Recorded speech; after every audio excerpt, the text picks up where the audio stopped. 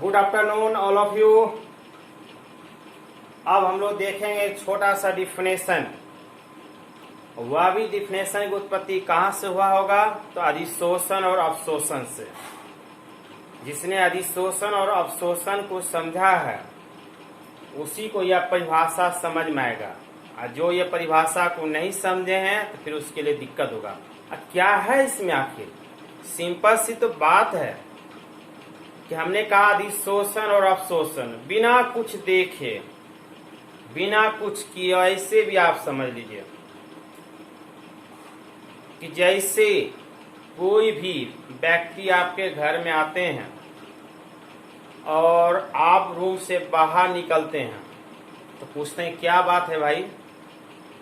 जब वह आपसे बातचीत कर लेता और बाहर से बाहर निकल जाता है तो वह अधिशोषण हुआ। अंदर आप रूम में नहीं घुस आए, बाहर से बाहर क्या किए, बात करके उसको विदा कर दिए। ठीक है। अगर कोई आपका खास आदमी होगा, ठीक है, और बाहर में भी आपने गप किया, हाँ ठीक है आ जाइए अंदर, अंदर आ जाइए, आइए यहीं बैठ के गप करते हैं हम, तो क्या हुआ? बाहर से भी आपने गप किया और अंदर में भी आकर क्या किया, गप किया। यह क्रिया क्या कहलाएगा? अवशोषण कहलाएगा। लेकिन ऐसी एग्जाम्पल नहीं देना बाबू, ये तो घरेलू एग्जाम्पल देके हम समझा रहे हैं कि जो कि आपकी दिमाग में समझ में आ जाए। तो यहाँ आप क्या कहेंगे? चले किताबी क्रिया लेकर आते हैं। यहाँ आप बोलेंगे कि कोई भी ठोस पदार्थ है या द्रव पदार्थ के अणु है, कोई भी ठोस पदार्थ है या द्रव पदार्थ के अणु है, और कोई भी अणु चिपकता, अभी डेस्टर आता है ना, डेस्टर को जैसे इससे मिटाते हैं तो डेस्टर में क्या रहता है, रुइया देखते हैं ना उसका, अब उसके ऊपर यह कलर जो है उसके ऊपर क्या आता है, चढ़ जाता है। जैसे मान लिया हम ही इसको मिटाए ना, तो हमारे हाथ में यह क्या होगा, इस कलर का कालिख पड़ गया, दाग पड़ गया, तो इसके ऊपर क्या हुआ, ऊपरी भाग में यह क्या हुआ, जमा हो गया, अंदर प्रवेश नहीं किया, ऊपरी में जमा हो गया, तो वह कहलाएगा अधिशोषण। और इसके अंदर में भी प्रवेश कर जाता तब वह कहलाता अवशोषण। तब यह समझ में आएगा शोषण। देखिए आपके लिए हमको क्या करना पड़ता है, पीछे का भी टॉपिक को यहाँ ला करके प्रस्तुत करना पड़ता है। अब आया सिंपल सा शोषण, सॉर्प्शन। क्या है शोषण? सॉर्प्शन क्या है? सॉर्प्शन इसको भी समझना जरूरी है, क्योंकि सरफेस केमिस्ट्री में छोटी छोटी बात को भी थ्योरी क्लास जब वह समझेंगे आप तभी बड़े बड़े चीजों को आप समझ सकते हैं। तो हमने छोटा से छोटा भी चीज आपके सामने हम प्रस्तुत कर रहे हैं। अगर इस पढ़ाई के मूल को अगर आप समझेंगे तो हकीकत में आपको पता चल जाएगा कि हम क्या पढ़ा रहे हैं। अब सॉर्प्शन क्या होगा? शोषण। शोषण में क्या होता है कि वह प्रक्रिया जिसमें अधिशोषण तथा अवशोषण दोनों साथ में होता है। अभी जो एग्जांपल हमने दिया दोनों साथ साथ होती है, उसे क्या कहेंगे? सॉर्प्शन कहते हैं। अब क्या साथ साथ होगा? अब सपोज जब मान लिया जाए, हम द्रव का ही एग्जांपल लेते हैं, जैसे मान लिया जाए इसमें पानी है, पानी द्रव है।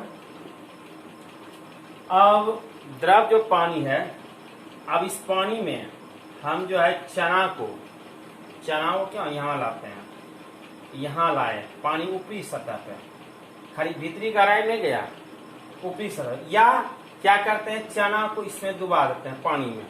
ठीक, पानी में डुबाए और तुरंत उस चना को हम क्या करते हैं, निकाल लेते हैं। तो चना का ऊपरी वाला भाग पानी से क्या हुआ, भींगा बढ़ा, तो तब वह कहलाएगा अधिशोषण।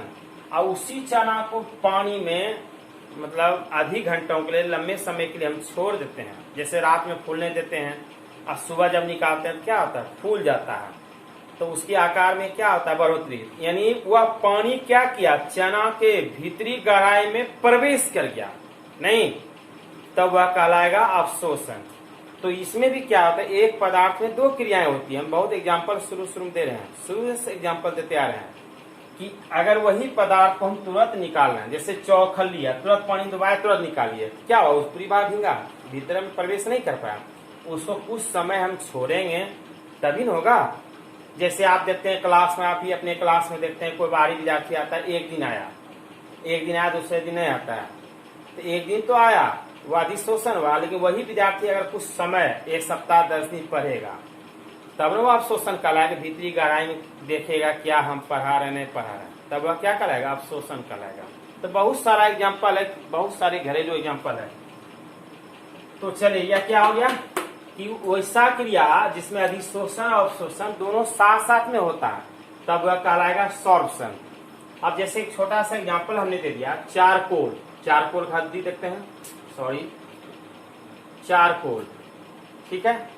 चारकोल द्वारा हाइड्रोजन गैस को ग्रहण किया जाता है। चारकोल क्या करता है, हाइड्रोजन गैस को ग्रहण कर, जैसे ग्रहण किया तो यह जो घटना हुआ यह सतह पे होता है, सतह पे होता है, जमा हो जाता है, तब वह कहलाता है अधिशोषण। लेकिन कुछ समय के बाद हाइड्रोजन गैस में हाइड्रोजन क्या करता है, मंद गति से चारकोल की गहराई में बल्क में प्रवेश कर जाता है। आ रहा है समझ, शुरू में समझ रहे हैं, तब वह क्रिया क्या कहलाएगा, अवशोषण कहलाएगा।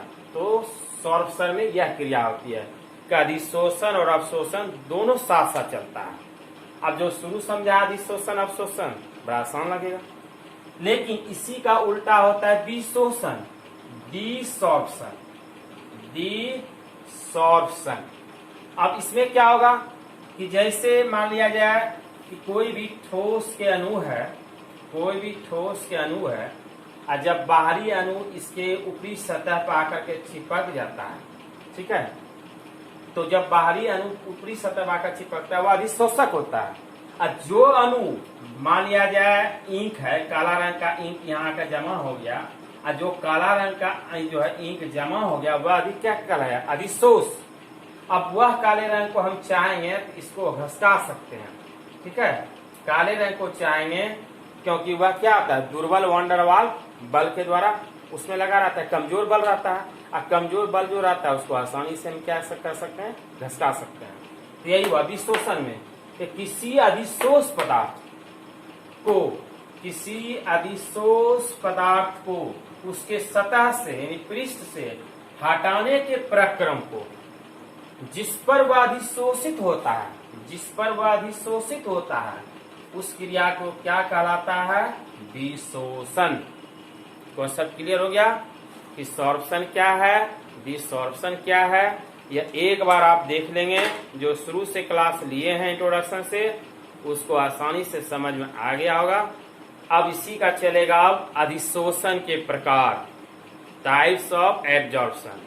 तब उसमें बताएंगे भौतिक अधिशोषण और रासायनिक अधिशोषण। अब इस दोनों का फिर अंतर चलेगा, फिर हम लोग धीरे धीरे क्या करेंगे, आगे बढ़ते चले जाएंगे। आप लोग भी क्या कीजिए, पढ़ने वाला स्टूडेंट हमारे साथ चलते जाइए। मान लिया अधिक वीडियो भेज भी रहे हैं तो कोई दिक्कत नहीं, आप शुरू से वीडियो देखिए, क्या हड़बड़ी है। फिर चैप्टर खत्म होता है, एक दो दिन आपको रेस्ट करने दे देते हैं, आप भी रेस्ट कर लेते हैं, हम भी कर लेते हैं।